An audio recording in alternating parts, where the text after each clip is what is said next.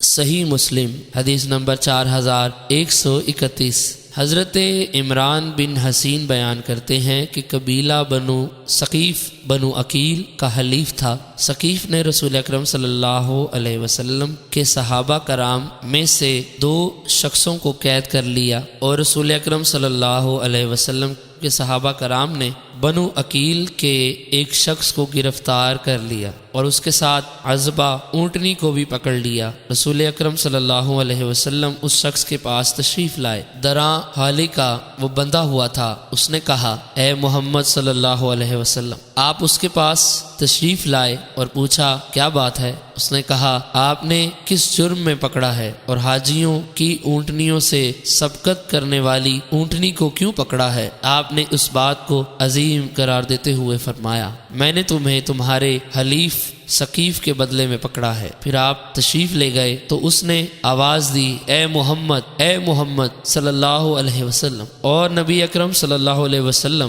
رحم دل رقیق القلب تھے۔ آپ اس کی طرف لوٹے اور فرمایا، کیا بات ہے؟ اس نے کہا، میں مسلمان ہوں۔ آپ نے فرمایا، اگر تم یہ بات اس وقت کہتے جب تمہیں اپنے معاملے کا اختیار تھا تو پوری طرح کامیابی حاصل کرتا۔ آپ واپس ہوئے۔ اس نے پھر آواز دی اور کہا، اے محمد صلی اللہ علیہ وسلم۔ آپ اس کے پاس تشریف لائے اور فرمایا، کیا بات ہے؟ اس نے کہا، میں بھوکا ہوں، مجھے کھانا کھلائیں، میں پیاسا ہوں، مجھے پانی پلائیں۔ آپ نے اسے کچھ عنایت فرمایا اور ارشاد فرمایا، لو اپنی حاجت پوری کرو۔ پھر اسے ان 2 شخصوں کے عوض چھوڑ دیا جن کو ثقیف نے گرفتار کیا تھا۔ راوی کہتے ہیں، انصار کی ایک عورت گرفتار کی گئی اور عذبہ اونٹنی کو بھی پکڑ لیا گیا تھا۔ وہ عورت بندھی ہوئی تھی اور لوگ اپنے گھروں کے سامنے اپنے جانوروں کو آرام پہنچا رہے تھے۔ ایک رات وہ عورت قید سے بھاگ گئی اور اونٹوں کے پاس گئی۔ وہ جس اونٹ کے پاس جاتی وہ آواز نکالنے لگتا اور وہ اس کو چھوڑ دیتی۔ پھر وہ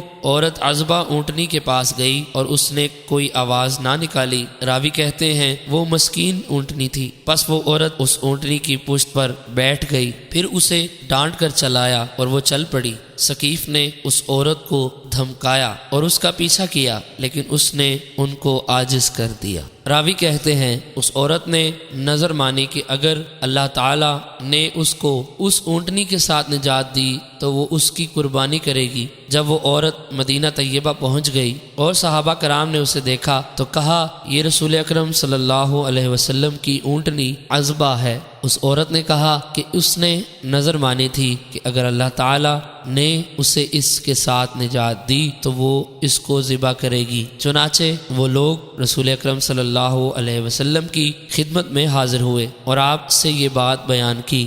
آپ نے فرمایا، سبحان اللہ، اس عورت نے اس اونٹنی کو کتنا برا صلہ دیا۔ اس نے اللہ کے لیے نظر مانی کہ اگر اللہ تعالیٰ نے اس کو غضبہ پر نجات دی تو وہ اس کو ذبح کر دے گی۔ گناہ کی نظر کو پورا نہیں کیا جائے گا اور نہ اس چیز کی نظر کو پورا کیا جائے گا جس کا انسان مالک نہیں۔ ابن حجر کی روایت میں ہے کہ اللہ تعالیٰ کی نافرمانی میں نظر پوری نہیں کی جائے گی۔